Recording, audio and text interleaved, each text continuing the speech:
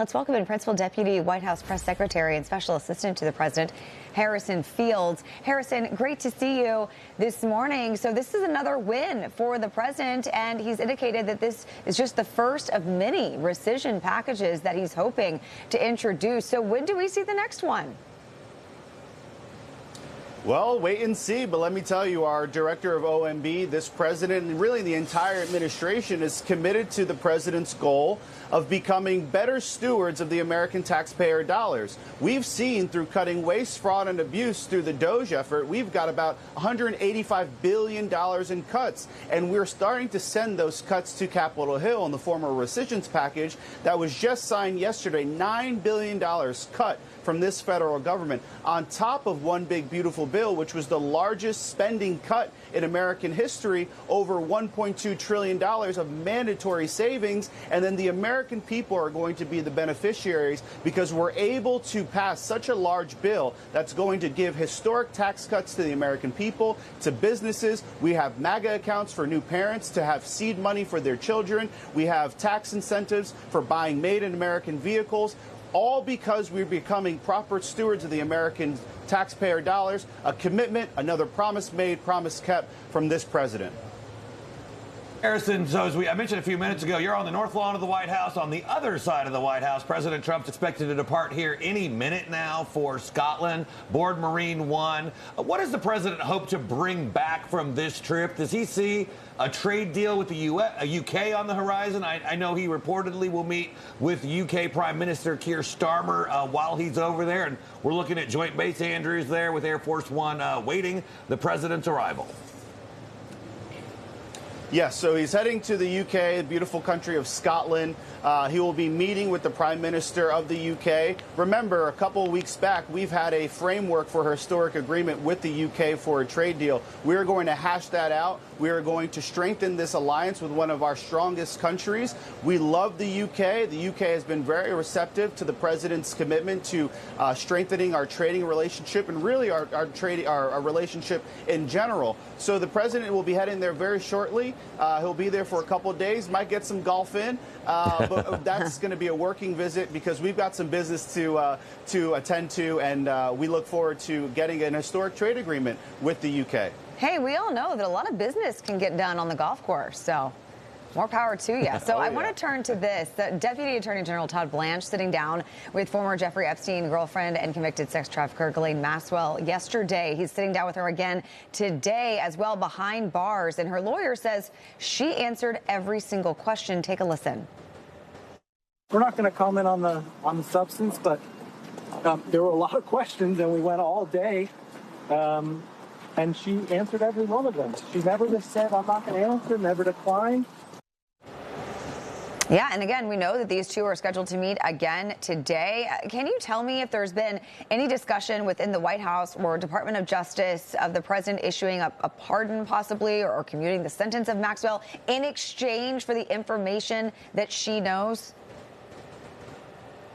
Yeah, I don't want to get ahead of the Department of Justice, the White House counsel's office, or our amazing pardon czar, Alice Johnson, about any forthcoming pardons. We'll let the president lead on that.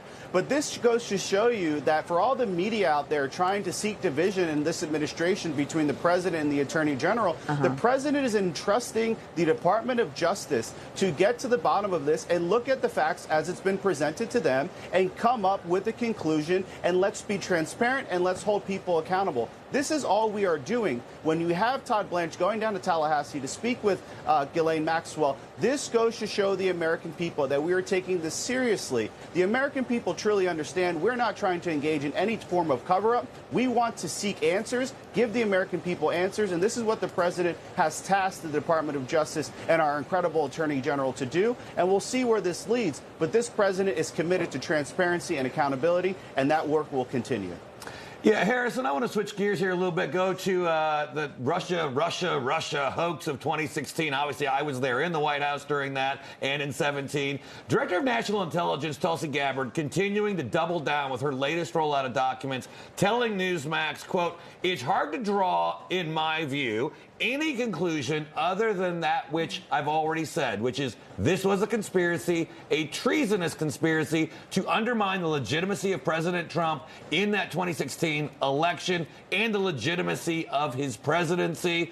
I know there's a lot of discussion right now in legal circles. Many people think former President Obama may be immune because of the Supreme Court ruling on Trump about presidential immunity. But whether it comes to Clapper, Comey, and other members of Obama's National Security Council, they're on. I mean, they're open to charges. What's the current thinking on that right now?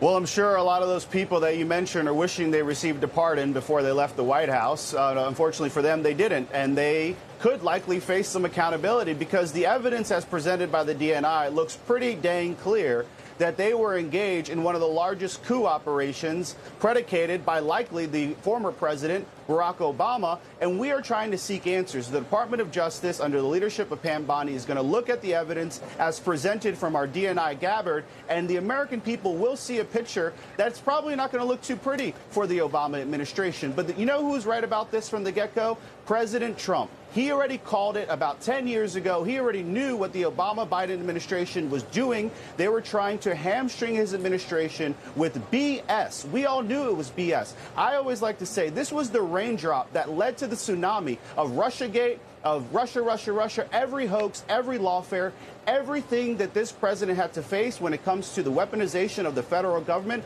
started from this Steele dossier. Fake intelligence that Hillary Clinton knew was fake, Clapper knew was fake, Brennan knew it was fake, and Barack Obama knew it was fake. We all knew the truth. DNI Gabbard, thank you for her leadership, for bringing this to the American people's eyes and ears. And now it's in the Department of Justice where I'm sure answers will be delivered to the American people. Information. Truth is freedom. Is Newsmax. It's real news for real people.